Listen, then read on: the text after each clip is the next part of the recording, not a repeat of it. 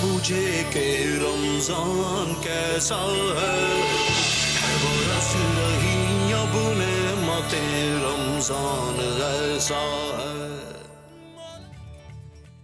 औज़ुबिल्लाहिमिनश्शैतानिर्रजीम बिस्मिल्लाहिर्रहमानिर्रहीम। शुरू अल्लाह ताला के पाक परवरदिगार के उस नाम से कि जो बड़ा मेहरबान और रिहायत रहम करने वाला है। एक्सप्रेस एंटरटेनमेंट पर आप देख रहे हैं रमज़ान की ये नशरियात प्यारा रमज़ान, और अल्हम्दुलिल्लाह हम 28वें रोज़े की इस नशरियात में मौजूद हैं। जो सफ़र, जो खूबसूरत सफ़र जिसका आगाज़ चंद दिन पहले हुआ, वो लगता है कि पलक झपकते गुज़र गया, और आज हम बस 2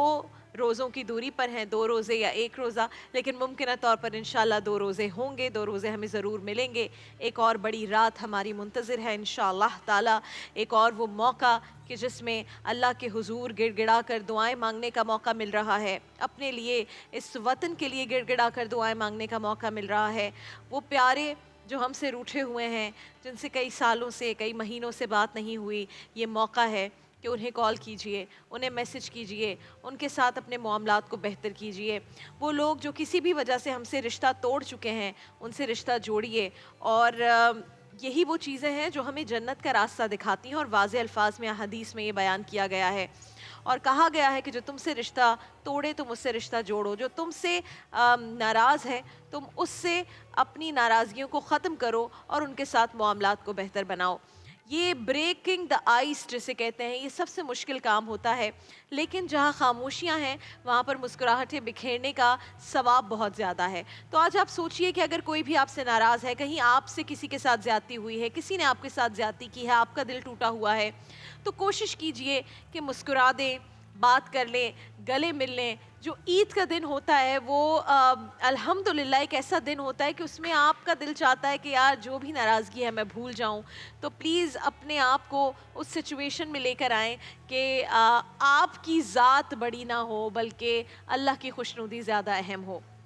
नाज़रीन किराम, आज जो हमारा मौजू है, रोज़ाना हम किसी एक मौजू पर बात करते हैं, और मुझे लगता है कि ये वो 5 मिनट हमारे पास होते हैं जिसमें मैं अपनी इस्लाह कर सकूं, जो मेरे देखने वाले हैं शायद वो अपनी इस्लाह कर सकें। आज हम बात करेंगे अदल व इंसाफ़ के बारे में। अदल और इंसाफ़ का जब भी नाम आता है तो हमारे दिमाग में ये आता है कि जज हैं जिसने अदल करना है, और ये जज साहिबान जो हमारे कोर्ट्स में बैठे हुए हैं, इन्होंने अदल और इंसाफ़ करना है। लेकिन एक मुसलमान के लिए आदल और इंसाफ उसकी ज़िंदगी के हर लम्हे पर है। जब आप सुबह उठें और आपको इस बात का अंदाज़ा हो कि मैं अपने ऑफिस जा रहा हूँ, अगर आप बॉस हैं और आपके ऑफिस में 2 लोगों के बीच में रंजिश है, तो आपका दिन का आगाज़ ही अदल और इंसाफ से होना चाहिए। आपने वो सिचुएशन नहीं देखनी कि यार ये बंदा भी पुराना है और सीनियर भी है, तो चलो मैं आज इसकी बात रख लेता हूँ, हालांकि ये उस जूनियर के साथ गलत कर रहा है। अगर आप पर अदल और इंसाफ वाले हैं, अगर आप वाकई मुसलमान हैं, ईमान वाले हैं, तो आपके लिए टॉप प्रायोरिटी होनी चाहिए। आपको इस बात से फ़र्क नहीं पड़ना चाहिए कि कौन सीनियर है कौन जूनियर है। आपके लिए अदल और इंसाफ का तकाजा ये होना चाहिए कि कौन हक़ पर है और कौन हक़ पर नहीं है। रसूल अल्लाह सल्लल्लाहु अलैहि वसल्लम के पास एक वाक़या है जो कि बहुत तवील है, लेकिन उसको मैं बिल्कुल आपके सामने कंक्लूड करके बयान करूँगी कि एक वक्त था जब एक मुसलमान जो कलमा गो मुसलमान था, उसके और एक यहूदी के दरमियान एक तनाज़ा हो गया। जो कलमा गो मुसलमान था वो हक़ पर नहीं था, जो यहूदी था वो हक़ पर था। यहूदी से और उन दोनों के बीच का जो तनाज़ा था, यहूदी ने कहा कि मैं इस मामले के फ़ैसले के लिए जो मुसलमानों का नबी है रसूल अल्लाह सल्लल्लाहु अलैहि वसल्लम, उसके पास जाना चाहता हूँ और मैं उससे पूछूंगा कि कौन हक़ पर है। लेकिन जो मुसलमान था वो चूंकि हक़ पर नहीं था, उसने कहा कि मैं काब बिन अशरफ से फ़ैसला कराऊंगा। काब बिन अशरफ आप सब जानते हैं कि यहूदी था। तो ये मामला ऐसा हुआ कि फ़ाइनल हुआ कि नहीं जी, रसूल अल्लाह सल्लल्लाहु अलैहि वसल्लम के पास जाएंगे और वो ही फ़ैसला फरमाएंगे। रसूल अल्लाह ने कलमा गो मुसलमान की भी पूरी बात सुनी, यहूदी की भी पूरी बात सुनी, जो गवाहियाँ थी सब कुछ लेकर, सबूत सामने रख कर हक़ में फ़ैसला सुनाया यहूदी के।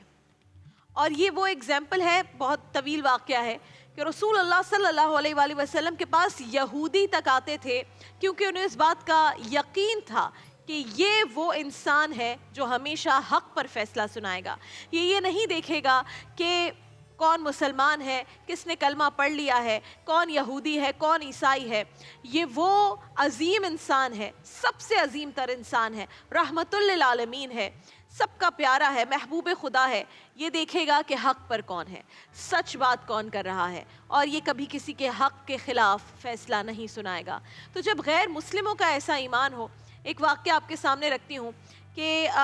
کچھ عرصے پہلے آپ سب جانتے ہوں گے کہ برطانیہ میں ایک رہنے والا نوجوان تھا، احمد حسن اس کا نام تھا، دہشت گرد نظریات سے متاثر ہوا، 2017 میں لندن کے گرین اسٹیشن میں اس نے دھماکہ کیا، بہت بے گناہ لوگ مارے گئے، صرف نان مسلمز نہیں، بہت سارے مسلمان بھی اس میں مارے گئے۔ تو اس کو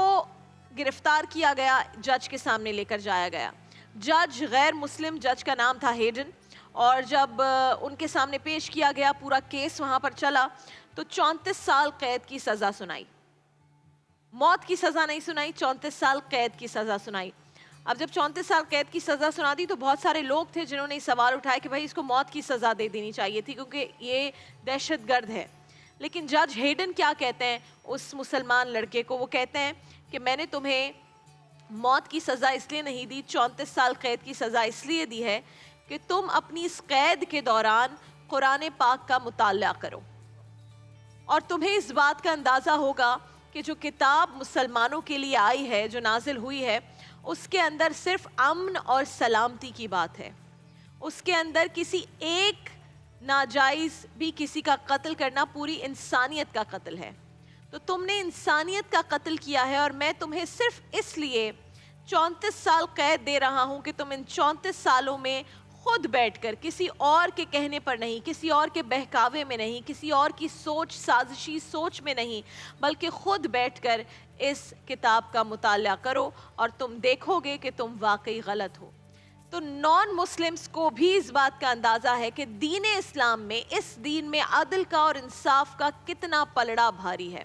کتنا زیادہ زور دیا گیا ہے اس دین میں عدل اور انصاف کا، لیکن ہم یہاں پر وہ قوم ہے جو ناپ تول میں کمی کرتے ہیں، ہم ذخیرہ اندوزی کرتے ہیں، ہم اپنے ہی بھائیوں کو غلط چیز دیتے ہیں، بیچتے ہیں چند روپوں کے منافع کے لیے، اور ہم سمجھتے ہیں کہ ہم نے بہت اپنے محل بنا لینے ہیں۔ ہم اس محل کے بارے میں نہیں سوچتے، ان بڑے گھروں کے بارے میں نہیں سوچتے جو عدل انصاف کرنے سے، ایک اچھا ایمان والا مسلمان بننے سے ہمیں اس جہان میں مل سکتا ہے۔ تو آج اپنے اوپر ذرا غور کیجئے، دیکھیے کہ کیوں ہم جب باہر ممالک میں جاتے ہیں تو وہاں پر اتنے رولز اور ریگولیشنز کو لوگ مان رہے ہوتے ہیں، کیوں وہ ایک بہتر انسان لگتے ہیں بنسبت ہمارے۔ ہمیں سب سے بہتر انسان ہونا چاہیے، کیونکہ سب سے خوبصورت چیزیں جو سکھائی گئی ہیں وہ ہمارے دین نے ہمیں سکھائی ہیں، محبوب خدا نے ہمیں سکھائی ہیں۔ تو ہم اسی کو فالو نہیں کریں گے تو پھر وہی بات جو میرے بہت عزیز، بہت پیارے مفتی نور رحمانی صاحب ہیں، وہ کہتے ہیں کہ ہم نبی کی ذات کو مانتے ہیں، نبی کی بات کو نہیں مانتے۔ ہم نبی کو مانتے ہیں، نبی کی نہیں مانتے۔ تو آج کوشش کیجئے کہ نبی کی ذات کو تو ہم مانتے ہیں ظاہر ہے، لیکن نبی کی بات کو بھی ماننا شروع ہو جائیں،